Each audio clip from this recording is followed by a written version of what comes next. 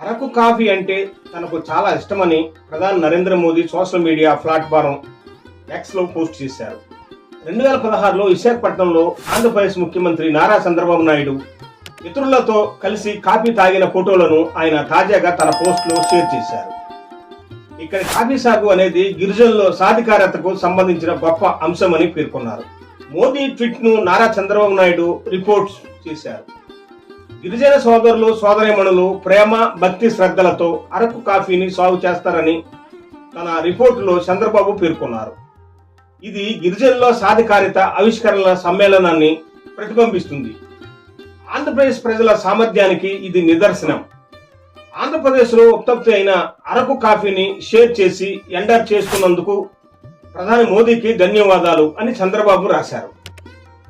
భారతదేశంలో Araku coffee top brand లో ఒకటి. 100 ఏళ్ల కిందట విశాఖ మన్యానికి చేరిన ఇది కాఫీ ప్రపంచంలో తనదైన ముద్ర వేసుకుంది. ఇక్కడ గిరిజనులు సేంద్రియ పద్ధతుల్లో కాఫీని పండిస్తుంటారు.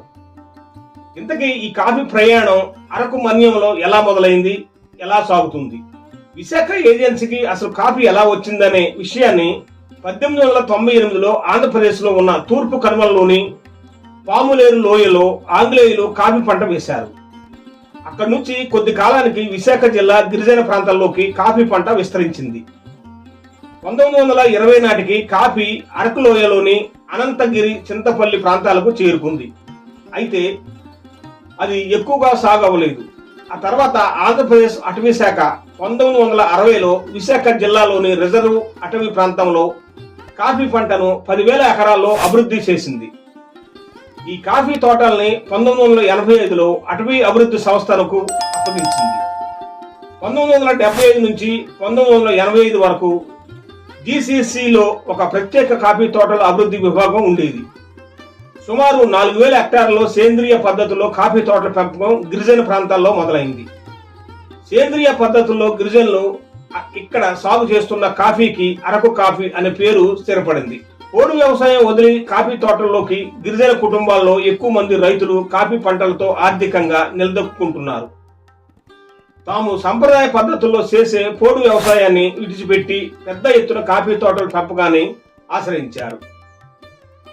100 ఏళ్ల క్రిందట నుంచే విశాఖ ఏజెన్సీలోని అరకు, అనంతగిరి, జీకే వీధి, చింతపల్లి, పెదబయలు, అర్వీనగర్, మినుమలూరు, సుంకరమెట్ట తదితర ప్రాంతాల్లో కాఫీ తోటలను ఆంగ్లేయులు పెంచడం ప్రారంభించారు.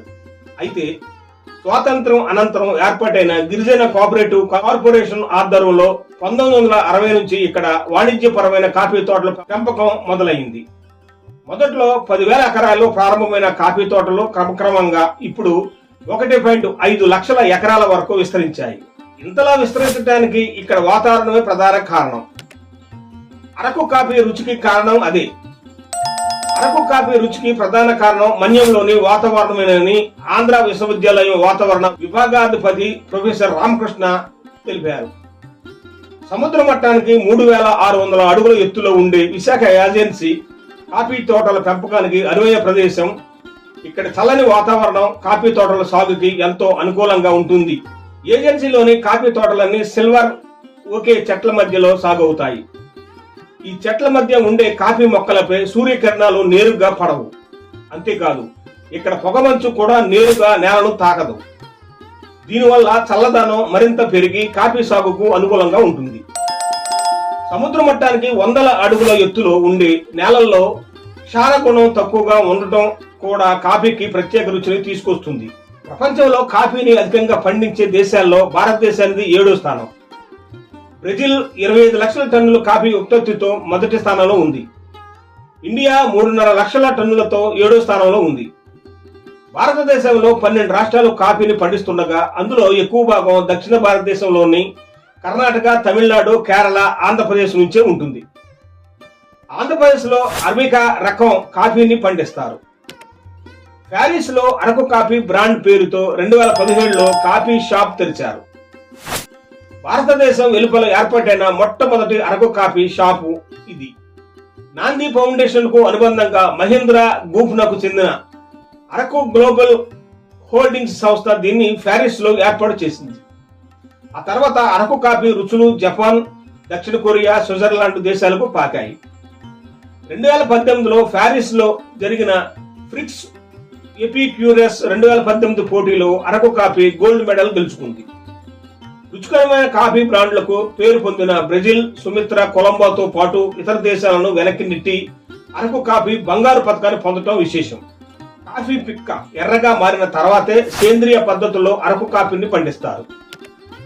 కాఫీ మొక్కల నుంచి రాలిపడే ఆకులనే వాటికి మళ్లీ ఎరువుగా వేస్తూ సిల్వర్ ఓకే వంటి చెట్ల నీడలో వీటిని పెంచుతారు. ఈ తోటల్లో పనిచేసే కూలీలకు ప్రత్యేక నైపుణ్యం ఉంటుంది. కాఫీ మొక్కకు వచ్చే పిక్కను 3 దశల్లో పరిశీలిస్తూ ఎర్రగా చెర్రీ పండు రంగులోకి మారిన వాటిని మొక్క నుంచి వేరు చేస్తారు. వీటిని చెర్రీ ఫ్రూట్ అని పిలుస్తారు. ఎర్రగా మారిన కాఫీ పిక్కలను ఎప్పటికప్పుడు వేరు చేస్తూ వాటిని ప్రాసెసింగ్ కోసం పంపిస్తారు. ఈ గిరిజనులను AP forest development corporation limited APFDC కొనుగోలు చేస్తుంది.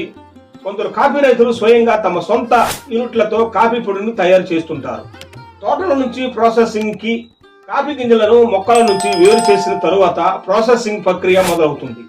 ప్రాసెసింగ్ అంటే ఎండబెట్టడం నుంచి కాఫీ పొడి తయారు చేయడం వరకు.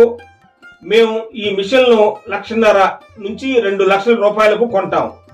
వీటిలో ముందుగా ఎండబెట్టిన కాఫీ గింజలను మరింత వేడి చేస్తాం.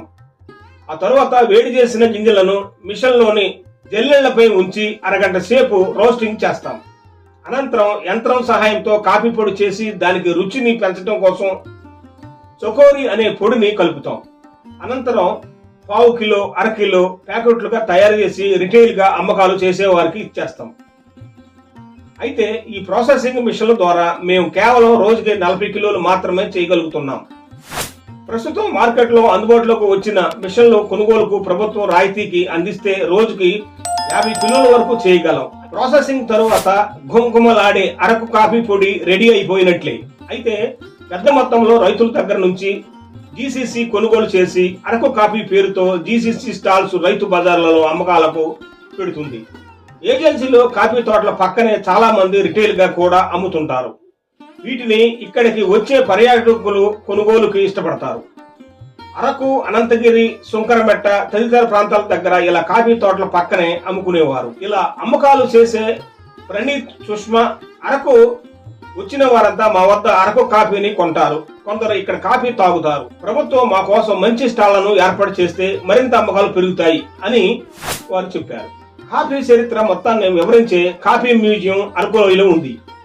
ఈ కాఫీ మ్యూజియంలో లభ్యమయ్యే కాఫీలు, తయారైన చాక్లెట్లు, కాఫీ చరిత్రను ఈ మ్యూజియం సూపర్వైజర్ రామారావు వివరించారు. ఈ మ్యూజియంలో కాఫీ చరిత్రను తెలిపే చిత్రాలను ఏర్పాటు చేశాం.